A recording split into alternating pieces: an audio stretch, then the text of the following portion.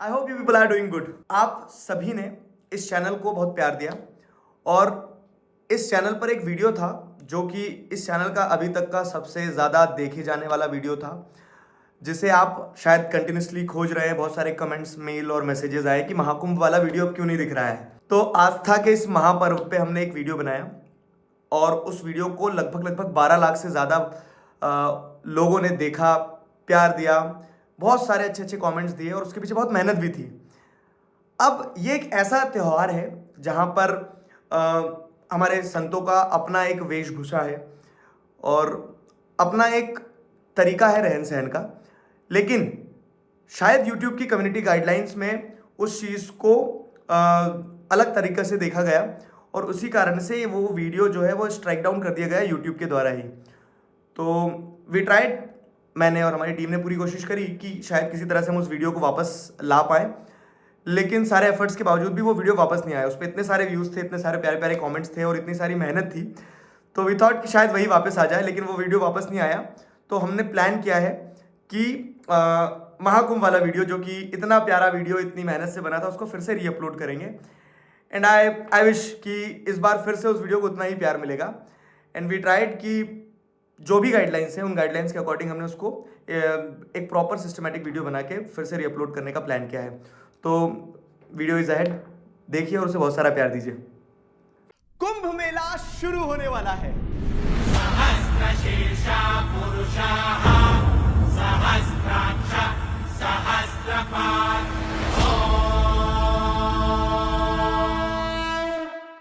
कुंभ मेले के बारे में आप सभी ने एक ना एक बार कहीं ना कहीं किसी ना किसी तरह से जरूर सुना होगा। किसी मूवी में, दादी नानी की कहानियों में, या फिर इस कहावत में कि दो भाई कुंभ के मेले में बिछड़ गए। भगवान, तूने कुंभ का मेला क्यों बनाया?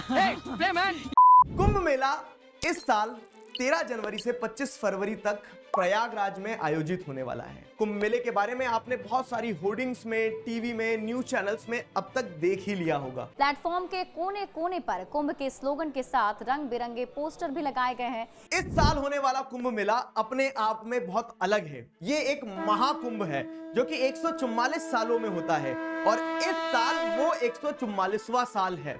ये महाकुंभ प्रयागराज में शुरू होने वाला है।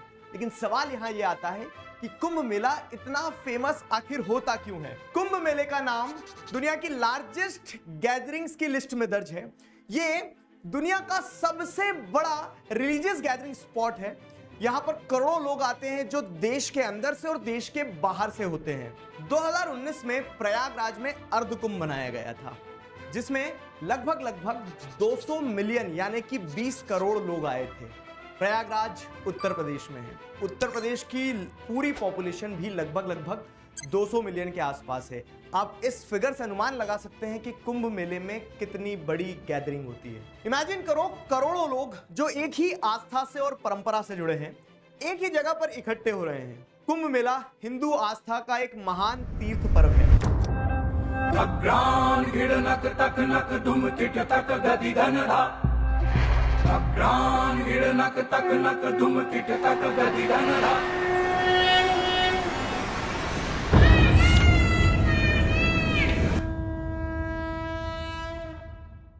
कुंभ मेला सिर्फ एक रिलीजियस फेस्टिवल नहीं है, ये आध्यात्म की तरफ जाने वाला एक रास्ता है। एक ऐसा रास्ता जिसमें यह माना जाता है कि गंगा जैसी पवित्र नदियों में स्नान करने से सारे पाप धुल जाते हैं, मन की शांति मिलती है और मोक्ष की प्राप्ति होती है। तो आइए आज के इस वीडियो में हम कुंभ मेले के इतिहास के बारे में जानेंगे। इसमें क्या क्या होता है, ये कहां कहां पर होता है, इसका क्या महत्व है और भी बहुत कुछ कुंभ मेले से जुड़ा हुआ जो शायद आपको जानना जरूरी है।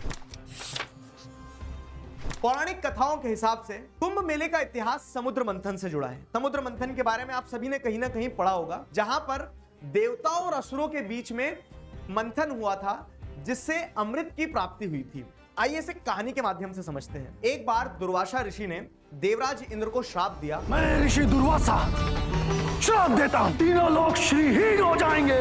और उस श्राप के कारण सारे के सारे देवता कमजोर हो गए। अब जब देवता कमजोर हो गए और इस बात की खबर असुरों को मिली, तो असुरों ने स्वर्ग लोक पर हमला कर दिया प्रमाणतः ये होता है कि सारे असुर जो हैं वो देवताओं को हराकर स्वर्ग लोक पर अपना कब्जा जमा लेते हैं। इसके बाद सारे देवता ब्रह्मा जी के पास जाते हैं और उन्हें पूरा किस्सा सुनाते हैं। ब्रह्मा जी सारे देवताओं को लेकर विष्णु जी के पास जाते हैं और मदद मांगते हैं। तब विष्णु जी उन्हें एक सुझाव देते हैं कि हमें समुद्र मंथन करना चाहिए और समुद्र मंथन से अमृत निकलेगा। इस अमृत को पीकर आप अमर हो जाओगे और मृत्यु भी आपको हरा नहीं पाएगी। लेकिन समुद्र मंथन का काम देवता अकेले नहीं कर सकते थे, इसीलिए उन्हें असुरों की मदद लेना पड़ी और असुर भी इस मंथन के लिए मान गए, क्योंकि उन्हें यह लगा था कि जैसे ही अमृत निकलेगा तो वो अमृत उन असुरों को भी दिया जाएगा। मंथन के बाद जैसे ही अमृत कुंभ यानी कि अमृत से भरा हुआ कलश बाहर निकला, देवता और असुरों के बीच में लड़ाई छिड़ गई और इसी लड़ाई के बीच में विष्णु भगवान ने अपना वाहन जो था यानी कि गरुड़ देव को यह अमृत का कलश लेके वहां से उड़ जाने को कहा। और जब गरुड़ देव यह कलश लेकर जा रहे थे तब अमृत की 4 बूंदें 4 जगह पर गिरती हैं, हरिद्वार, उज्जैन, नासिक और प्रयागराज।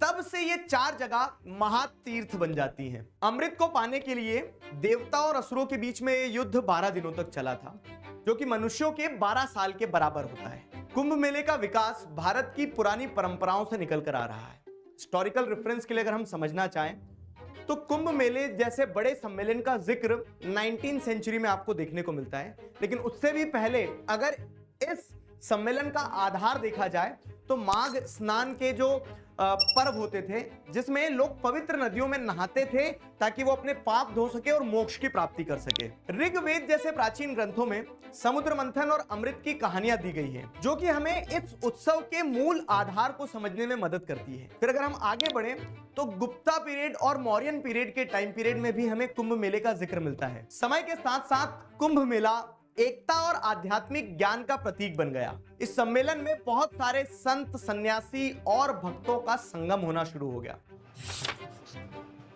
कुंभ मेला 4 पवित्र स्थानों पर होता है। पहला स्थान है प्रयागराज। प्रयागराज त्रिवेणी संगम के लिए जाना जाता है, जहां पर 3 पवित्र नदियां मिलती हैं, गंगा, यमुना और काल्पनिक सरस्वती नदी। दूसरा स्थान जहां पर कुंभ आयोजित किया जाता है वो है हरिद्वार। यहाँ पर पवित्र गंगा नदी पहाड़ों से नीचे उतर आती है, जहां पर लोग गंगा स्नान करते हैं अपने मन और आत्मा की शांति के लिए। गंगा नदी के अलावा हरिद्वार अपनी शांति और आध्यात्मिक ऊर्जा के लिए भी जाना जाता है। फिर आता है तीसरा स्थान जो है नासिक। नासिक गोदावरी नदी के किनारे पर स्थित है। यहाँ पर भी बहुत सारी धार्मिक मान्यताएं और पुराणों की कहानियां हैं। और चौथा कुंभ स्थान है उज्जैन। उज्जैन शिप्रा नदी के किनारे स्थित एक शहर है, जिसका धार्मिक और आध्यात्मिक इतिहास है और यहाँ पर स्नान भी लोगों के आध्यात्मिक सफर का एक हिस्सा बनता है। कुंभ मेला इन 4 स्थानों में से किस स्थान पर लगेगा, यह डिसाइड किया जाता है एस्ट्रोनॉमिकल अलाइनमेंट्स के हिसाब से, जो कि 12 साल में होता है। ये टाइम डिपेंड करता है on the position of celestial bodies, specially Jupiter यानी कि बृहस्पति। जुपिटर को सन का एक ऑर्बिट कंप्लीट करने में लगभग 12 साल लगते हैं और उस 12 साल के हिसाब से स्थान तय किए जाते हैं। हर एक स्थान पर एक बार 12 साल में कुंभ मेला लगता है। कुंभ मेला तब होता है जब जुपिटर किसी स्पेसिफिक ज़ोडिएक साइन में एंटर करता है और इस समय में किसी भी प्रकार के धार्मिक कार्य शुभ माने जाते हैं। Haridwar celebrates Kumbh Mela when Jupiter is in Aquarius and sun is in Aries यानी कि सूर्य मिशा के साथ। प्रयागराज में कुंभ मेला मनाया जाता है जब जुपिटर टॉरस यानी कि वृषभा राशि के साथ हो और दोनों ही चंद्रमा और सूर्य की दशा मकर राशि के साथ हो, when sun and moon is in Capricorn. Nashik में कुंभ मेला मनाया जाता है जब जुपिटर इज इन लियो सिंह राशि के साथ हो। सिमिलरली उज्जैन में भी कुंभ मेला मनाया जाता है जब बृहस्पति सिंह राशि के साथ होता है। ऐसा माना जाता है कि जब ये सेलेस्टियल अलाइनमेंट्स बनती है तो इन्वायरमेंट स्पिरिचुअल एनर्जी से भर जाता है और इस समय पर इन पवित्र नदियों के पानी को लोग अमृत मानते हैं और इसमें स्नान करने से सारे पापों की मुक्ति हो जाती है और मोक्ष मिलता है। कुंभ मेले के अलावा हर 6 साल में अर्ध कुंभ मेला भी मनाया जाता है, जो कि हरिद्वार और प्रयागराज में होता है। इस साल से 6 साल पहले यानी कि 2019 में प्रयागराज में मनाया गया था। कुंभ मेले के हिस्टोरिकल और रिलीजियस सिग्निफिकेंस को समझने के बाद अगर इस चीज पे नजर दौड़ाई जाए कि आखिरकार कुंभ मेले में होता क्या है, तो यहाँ पर शाही स्नान होते हैं, गंगा आरती होती है, हवन पूजन होते हैं और साथ ही साथ पिंडदान भी किए जाते हैं। इसी के साथ साथ इस मेले में बहुत सारे मठों के संत साधु आते हैं, रिलीजियस पर्सनालिटीज आती हैं, कथा और कीर्तनों के इवेंट भी होते हैं। अलग अलग राज्यों से बहुत सारे लोग आते हैं जो अलग अलग संस्कृति को यहाँ पर दर्शाते हैं। अपने लोक गीत, नृत्य और कलाओं का प्रदर्शन भी आपको इस कुंभ मेले में देखने को मिलेगा। यूनेस्को ने कुंभ मेले को intangible cultural heritage of humanity के रूप में पहचाना है and this shows the cultural significance of Kumbh Mela for India. Kumbh मेले की सिग्निफिकेंस सिर्फ रिलीजियस पर्सपेक्टिव तक ही सीमित नहीं है। अगर हम इसे इकोनॉमिक पर्सपेक्टिव से देखने की कोशिश करें तो कुंभ मेले के दौरान लाखों लोग एक जगह से दूसरी जगह ट्रैवल करते हैं, जिससे ट्रैवल इंडस्ट्री को बूस्ट मिलता है और इकोनॉमी को बहुत बड़ा सपोर्ट मिलता है। अगर हम इसे डेटा के हिसाब से समझने का प्रयास करें तो 2019 के कुंभ मेले को ऑर्गेनाइज करने के लिए सरकार ने 4,200 करोड़ रुपए खर्च किए थे, लेकिन इस कुंभ मेले में जो इकोनॉमिक वैल्यू जनरेट हुई थी वो थी 1,20,000 करोड़ रुपए की। और साथ ही साथ एक अकेले कुंभ मेले में 6 लाख लोगों को जॉब मिली थी। सिर्फ हॉस्पिटैलिटी इंडस्ट्री की अगर बात की जाए तो 2.5 लाख जॉब जनरेट हुई थी। इन बड़े बड़े फिगर्स के अलावा इस पूरे इवेंट से लोकल बिजनेस को बहुत बूस्ट मिलता है। छोटे से वेंडर से लगा के बड़े बड़े रेस्टोरेंट तक जो होते हैं उन्हें काफी सारा काम मिलता है और वो अपने कुछ दिनों में उतना पैसा कमा लेते हैं जितना उनके साल भर की इनकम होती है। अभी तक वीडियो में आपको यह समझ तो आ ही गया होगा कि कुंभ मेला अपने आप में क्यों यूनिक है, क्योंकि इसका स्केल इतना बड़ा है। अब इतने बड़े मेले को ऑर्गेनाइज करने में बहुत बड़े बड़े चैलेंजेस भी आते होंगे। मेले को अटेंड करने से लगा के ऑर्गेनाइज करने तक हर लेवल पे अपने अपने एक चैलेंज है। वीडियो के स्टार्टिंग में जो मैंने आपको बताया था कि 2 भाई बिछड़ जाते हैं, ये कहावत क्यों निकल के आई है, क्योंकि ऐसा रियलिटी में होता है।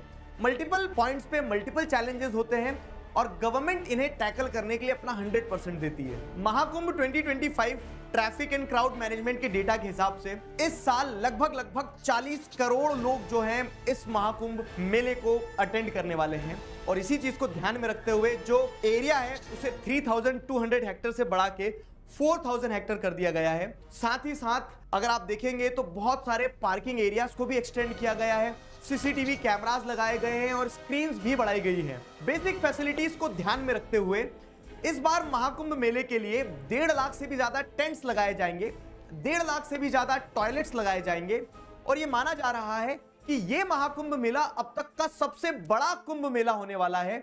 और इसी चीज को ध्यान में रखते हुए सरकार के द्वारा एक टेम्पररी डिस्ट्रिक्ट भी बनाया जाएगा जिसे महाकुंभ मेला जिला कहा जाएगा। ये डिस्ट्रिक्ट एक टेम्पररी डिस्ट्रिक्ट है, तो जैसे ही महाकुंभ मेला खत्म होगा इस डिस्ट्रिक्ट को डिसॉल्व भी कर दिया जाएगा। तो दोस्तों ये कुंभ मेला सिर्फ एक त्योहार नहीं है, ये भारत की संस्कृति, भारत की आस्था और भारत के इतिहास को दर्शाता हुआ एक जीवंत प्रतीक है। ये एक समागम है धर्म, संस्कृति और आस्था का, जहां लोग अपने घरों से निकलते हैं अपने पाप धोने के लिए, मन की शुद्धि के लिए और अपने आध्यात्मिक सफर की एक नई शुरुआत के लिए। यह कुंभ मेला सिर्फ भारत के नहीं पूरे विश्व के लिए एक मिसाल है कि कैसे लोग एक साथ एक सूत्र में बनके एक आस्था का प्रमाण देते हैं। तो आप में से कितने लोग इस बार महाकुंभ मेले में जाने वाले हैं मुझे कमेंट्स में जरूर बताइएगा। मुझे ये बताइएगा कि इस वीडियो से आपको क्या नई जानकारी मिली। अगर आपको ये वीडियो पसंद आया तो लाइक कीजिए और अपने दोस्तों के साथ शेयर कीजिए। मिलते हैं अगले वीडियो में, तब तक के लिए मुस्कुराते रहिए।